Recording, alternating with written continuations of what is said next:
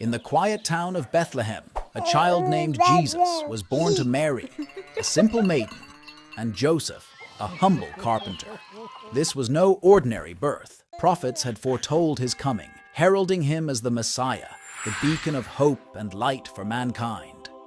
As whispers of this miraculous birth spread, King Herod, feeling his throne was at risk, ordered a brutal massacre of innocent children. In the quiet town of Bethlehem, a child named Jesus was born to Mary, a simple maiden, and Joseph, a humble carpenter.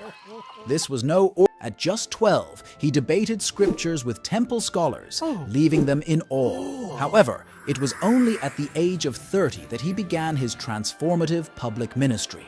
He chose 12 diverse disciples, from fishermen to tax collectors, to accompany him on a mission that would alter the course of history. The miracles he performed were astounding. He healed the sick, gave sight to the blind, turned water into wine, and even raised the dead, proving his divine power. His teachings, rooted in love, forgiveness, and faith, drew massive crowds. He spoke in parables, using simple stories to convey profound truths, making the divine relatable.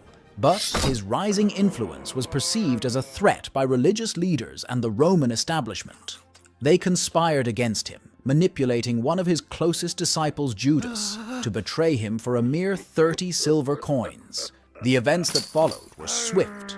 Jesus faced false accusations, was handed over to Pontius Pilate, and against Pilate's own judgment, was sentenced to death by crucifixion.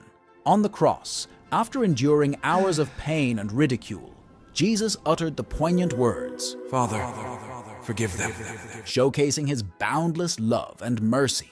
His body was taken and laid in a tomb, sealed by a large stone.